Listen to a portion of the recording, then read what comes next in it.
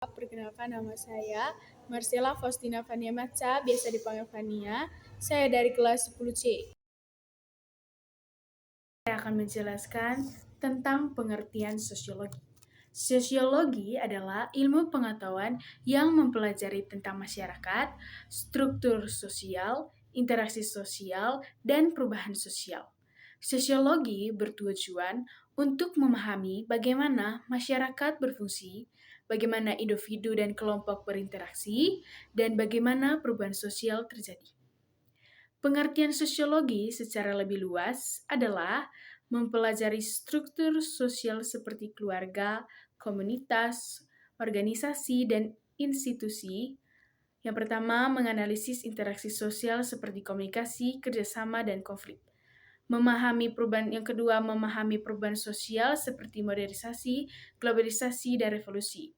Yang ketiga, mengkaji peran individu dan kelompok dalam masyarakat. Dengan mempelajari sosiologi, kita dapat memahami lebih baik tentang masyarakat dan bagaimana kita berinteraksi dengan orang lain. Menurut saya, sosiologi adalah ilmu pengetahuan yang mempelajari tentang masyarakat, struktur sosial, interaksi sosial, dan perubahan sosial. Berikut beberapa tokoh sosiologi terkenal. Yang pertama, Émile Durkheim.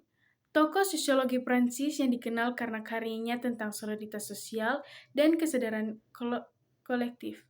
Yang kedua, Karl Marx. Tokoh sosiologi Jerman yang dikenal karena teorinya tentang konflik kelas dan perubahan sosial melalui revolusi. Yang ketiga, Max Weber. Tokoh sosiologi Jerman yang dikenal karena karyanya tentang birokrasi, kekuasaan, dan rasionalisasi. Yang keempat, G. Herbert Mead. Tokoh sosiologi Amerika yang dikenal karena teorinya tentang interaksi simbolik dan pembentukan identitas diri. Yang kelima, Erving Goffman. Tokoh sosiologi Kanada Amerika yang dikenal karena karyanya tentang interaksi sosial, identitas, dan tetra sosial. Tokoh-tokoh ini telah memberikan kontribusi besar pada perkembangan sosiologi sebagai ilmu pengetahuan. Jadi, itu saja penjelasan dari sosiologi. Secara berkembang sosiologi di Eropa dan Amerika dapat dibagi menjadi beberapa periode, yaitu Eropa. Yang pertama, abad ke-19, sosiologi mulai berkembang di Eropa, terutama di Prancis dan Jerman, dengan tokoh-tokoh seperti Auguste Comte, Émile Durkheim, dan Karl Marx. Yang kedua, periode klasik. Sosiologi Eropa berkembang pesat pada akhir abad ke-19 dan abad ke-20 dengan tokoh-tokoh seperti Max Weber dan Georg Simmel.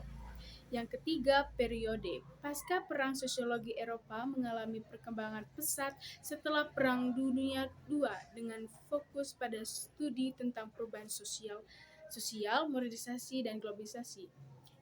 Terus, yang Amerika, yang pertama abad ke-19, sosiologi mulai berkembang di Amerika, terutama di Universitas Chicago, dengan tokoh-tokoh seperti Albion Small dan Robert Park.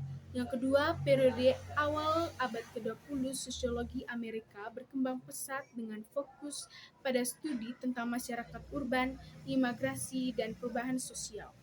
Yang ketiga, periode pasca Perang. Sosiologi Amerika mengalami perkembangan pesat setelah Perang Dunia II, dengan fokus pada studi tentang struktur sosial, interaksi sosial, dan perubahan sosial. Tokoh-tokoh sosiologi terkenal lainnya seperti Talcott Parsons, Robert Merton, dan Erving Goffman juga memberikan kontribusi besar pada perkembangan sosiologi di Amerika. Dengan demikian, sosiologi di Eropa dan Amerika telah berkembang menjadi ilmu pengetahuan yang kompleks dan beragam, dengan fokus pada memahami masyarakat dan fenomena sosial. Perkembangan sosiologi di Indonesia dapat dibagi menjadi beberapa periode. Periode awal, pertama, sosiologi mulai diperkenalkan di Indonesia pada era kolonial Belanda sekitar tahun 1934 sampai 1935 sebagai mata kuliah tambahan di sekolah tinggi atau hukum Jakarta. Yang kedua, pada masa itu sosiologi digunakan untuk memahami struktur masyarakat Indonesia yang beragam dalam konteks kolonialisme Belanda. Selanjutnya, periode pasca kemerdekaan. Setelah Indonesia merdeka pada tahun 1945, sosiologi mulai berkembang sebagai disiplin akademik yang berdiri sendiri. Selanjutnya,